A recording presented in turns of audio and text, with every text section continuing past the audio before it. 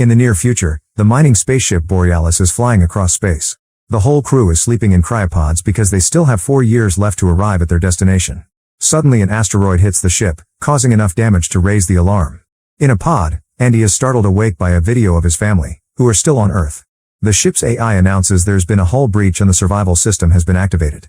A bunch of mechanical arms start building a special suit around Andy, which includes a limited oxygen supply and its own AI. Then the emergency launch is activated and all the cryopods are ejected from the Borealis. Most of them fly away safely, but a couple get caught in the fire as small explosions start going off on different sections of the spaceship. The robot arms finish building a helmet around Andy's head before the cryopods fire up the thrusters. However, when they enter the atmosphere of the nearest planet, the gravitational pull is so strong that the cryopods start falling at dangerous speed. Some of them even catch on fire and explode on the way down. Andy's pod opens its wings, but they start breaking and the pod loses its thrusters. Suddenly it hits some elevated terrain and it crashes, sliding down the hard land for a few seconds until it finally stops against a pile of dirt. An unconscious Andy sees a quick vision of his family before waking up, and the AI thinks he's having a heart attack, but Andy deactivates the defibrillator just in time. He looks out the window and notices he's stuck in a deserted land. When he tries the radio, nobody answers. Suddenly the pod moves and the AI explains they're on unstable terrain, so he needs to leave. However, when he tries to open the pod, nothing happens. Then Andy checks the survival kit, only to discover he doesn't have a flare gun because his rank is low. Kicking the door doesn't do anything either, so Andy tries with the fire extinguisher, which finally breaks the glass. As he tries to get out, the pod rolls on its side and he falls back inside.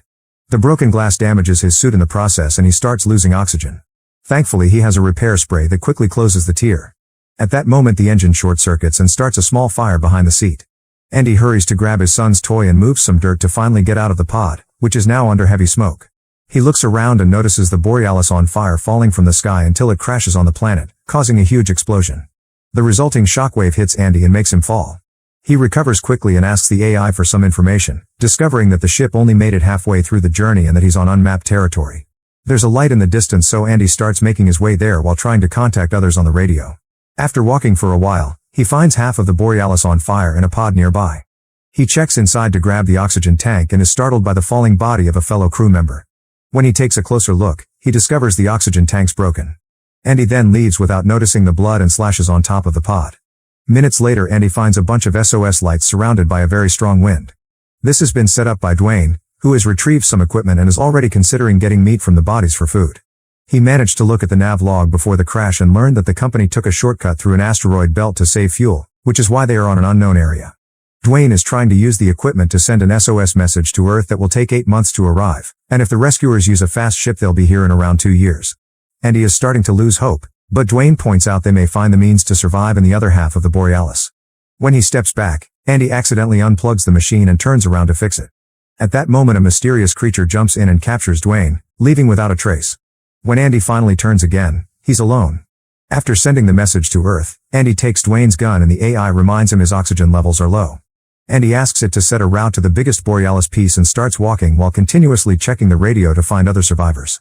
Eventually he reaches the edge of a cliff and the AI admits its system isn't working well. He thinks about his family while screaming in frustration until he hears a noise on the radio. It's another survivor called Naomi. The signal isn't very good and Andy runs around until he can hear her without static. Naomi is stuck in her pod and she's searched for the crew's trackers, but sadly the only survivors are her, Andy, and Dwayne. She sends Andy her location, but the AI warns him that her area is unstable and Andy may not have enough oxygen to reach it. Andy hesitates to take such a risk, so Naomi convinces him by pointing out she has enough oxygen for both of them. For the next few hours, Andy does nothing but walking while chatting with Naomi. Suddenly Andy hears a weird noise and asks his AI to scan the area, but that function isn't working. When Naomi hears the name of the model, she confirms that AI is supposed to be discontinued and this is another thing the company did to save money regardless of their crew's safety. It's nighttime by now and Andy has to be careful while he walks because his helmet lights isn't very strong. He freezes when he thinks he sees something, but he blames it on his imagination and keeps going. Seconds later, he notices rocks rolling near his feet and gets nervous because there are more noises, not seeing a shadow watching him from above. At that moment he finds strange holes in the ground and follows them until he finds a bigger hole covered in cobweb, which makes him realize the little holes are paw prints. Andy panics and keeps on walking as fast as possible, noticing more and more cobwebs in the area. Soon it starts snowing and Andy notices that the noises sound more like growling now. Something big runs nearby and Andy immediately hides while turning off his helmet lights. Naomi is surprised because her scanner shows a bunch of crew trackers moving toward him, but none of them are responding. Andy makes the AI link to those trackers and the signals appear around him at the same time. Naomi says they're right in front of him, but he can't see anything. A flare is shot in the air and the light reveals a giant spider nearby. Since it ate the crew, it has the trackers in its stomach. Since Dwayne's gun isn't working, Andy screams and starts running only for the spider to try to jump on him. He ends up falling into a crack in the ground, and when he looks up, the creature is trying to reach inside. A terrified Andy continues to run while the spider follows him from above and occasionally reaches in to slash him. Thankfully Andy dodges all the attacks, however he's distracted by the monster and ends up falling from the edge of a cliff. Rolling down at such a speed is quite painful, but at least the snow cushions his landing. The spider roars at him from above yet doesn't come down. Andy keeps on freaking out after such an experience, and Naomi interrupts him to point out his oxygen levels are dropping. It turns out the fall has made another tear on his suit, so Andy hurries to seal it with the spray. He manages to close it off by using all the spray he has left. At that moment Dwayne's voice appears in the radio asking for help because he's fighting off a bunch of spiders. Naomi thinks Andy should help him, but Andy doesn't want to fight monsters and his scanner isn't even working well. However, he changes his mind when Naomi points out Dwayne will have oxygen. As Andy runs among the crashed pods, he sees the flares being shot by Dwayne and follows them to finally find him. Dwayne is about to share the monster's weakness when the spider jumps on him again, so Andy has to hide and hear on the radio how Dwayne is killed. He runs to hide behind a different pod hoping to escape, only to find a second monster nearby also feeding on bodies. Naomi activates the AI voice and lights in one of the pods, and one of the spiders is distracted by it, allowing Andy to run and hide inside another pod. Then Naomi tries to activate a different pod to distract the other creature, however she accidentally turns on the lights in Andy's and he's startled by a body. Thankfully she manages to activate all the other pods too, and now that both spiders are distracted, Andy can finally run away. Soon the monsters realize they were tricked and start following him, only to freeze when Andy enters a foggy area. After the spiders leave, Andy tells Naomi she should be finding a safe spot too, but Naomi can't feel her legs. She's starting to have a panic attack, so Andy sings the song he used to sing for his son to help her calm down. Afterward he keeps going and comes across a bunch of fireflies creating a beautiful view with their lights. One lands on his helmet and suddenly turns red to attack him. It can't do damage alone, but soon the other fireflies turn red as well and attack him together. Just running a bit is enough to leave them behind, however a growling sound indicates the fireflies were scared of something else. Suddenly the ground opens and a monster's giant mouth comes out to capture Andy, covering him with a nasty substance to keep him frozen in place. Andy is swallowed little by little until every inch of his body is inside the beast's mouth. Remembering the AI, Andy announces he's having a heart attack. The defibrillator is activated and the resulting electric shock is so strong that the monster spits Andy out. The creature is now pretty angry and coming for him, so Andy runs to hide inside something that looks like a tree trunk. There's a hole in the ground there, causing Andy to fall and end up in a firefly nest. The little aliens immediately turn red and start poking him while he runs, only leaving him alone when he manages to get out of the tunnel. Afterward the AI informs Andy that his current oxygen level will be enough to reach the Borealis but not likely to reach Naomi, who also thinks he should go to the ship. Andy refuses to give up now and keeps running in her direction. Soon he's surrounded by flames from the crash and he has so much trouble breathing that he falls. Gathering the strength to push through, Andy forces himself to move again and finally finds Naomi in her pod. She immediately opens the door to let him in and now he can breathe easily again.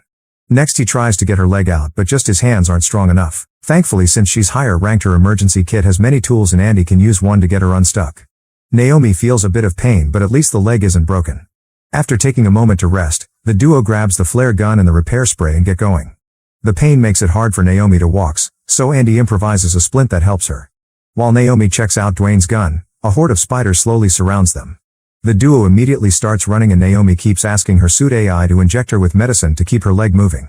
As the spiders chase after them, Naomi and Andy make it to the other half of the Borealis, which seems to be in decent condition. The duo keeps running and Naomi falls, so Andy helps her slide down to go faster. The spiders are already getting closer to jump and the duo keeps pushing the crash debris to block the way behind them, only for them to fall as well. A spider is about to get them so Naomi shoots a flare, causing the monster to run after it. She shoots a second one to distract the other spiders too and now they can keep running up the hill until they finally enter the Borealis. Naomi is having trouble with the control panel and the spiders are getting closer, but when one is about to get in, she finally shuts it down and the door kills the creature. The other spiders begin pounding on the door while Naomi and Andy go to investigate. There is quite an amount of damage but the lights are working, meaning the backup generator is good. The cargo hold has boxes of supplies and a stabilized atmosphere, so they should be able to survive here until help comes.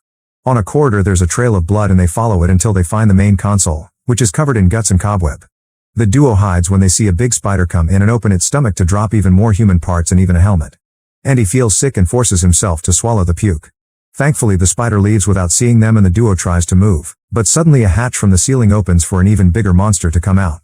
Andy immediately closes the door for safety, yet Naomi scolds him, explaining now they're stuck in an airlock. As the spider starts pounding on the right door, Andy starts hitting the left one with a tool, but it's useless. They can only give up and sit to wait for their end. Andy plays a video of his family while telling Naomi that they died during a car crash, and now he deals with survivor guilt because he'd been driving. Naomi scolds him again and reminds him she's alive, thanks to him. Naomi and Andy hug thinking they're about to die, but at that moment Naomi finds an orb full of fireflies stuck on Andy's suit. When the spider finally breaks in, they throw the orb at it and the fireflies immediately attack the creature, making it back off. The duo presses a button on the main panel to open the other door and quickly run toward the cargo bay, only to stop when they discover they're on an elevated platform. The spider manages to get the fireflies off its body and comes after the humans, who can't close the door. They jump off the platform to dodge the attack and the spider lands on the cargo bay at the same time they do. It recovers very quickly and comes after them again, so Andy throws his spray right into its mouth. The monster bites it and the spray explodes on its face, giving the duo the chance to run. Afterward the spider runs on the ceiling to reach the humans faster and jumps to land right behind them. They both fall, but Naomi gets up quickly and runs to make the monster chase her, saying Andy must figure out a way to kill it. Noticing there still are pods in the cargo bay, Andy asks his AI to find a working one, which is on the very top. Andy climbs to the last line of pods as fast as possible and reaches the top platform at the same time Naomi is struck by the spider. Then Andy turns off the lights, giving Naomi the chance to climb inside a box without being seen. In that box she finds some emergency lights. When Andy tries to eject the pod, the AI explains it can't be done because he shut down the power, so his only option is to do it manually from inside. Andy gets into the pod and connects his AI to it while Naomi comes out of the box with the lights hanging around her body, which makes the spider go after her again. While looking at his son's toy, Andy says goodbye to his AI and waits for the right moment to eject the pod. A memory of the car crash goes through Andy's mind before the pod crashes on top of the monster, finally killing it. Naomi runs to Andy's body, crying because she thinks he's dead. But after lots of begging from her part, Andy wakes up perfectly alive and well. The duo then goes to the window and looks at the beautiful sunrise while holding hands. Make sure to subscribe and turn on notifications so you can watch more videos like this. Thanks for watching.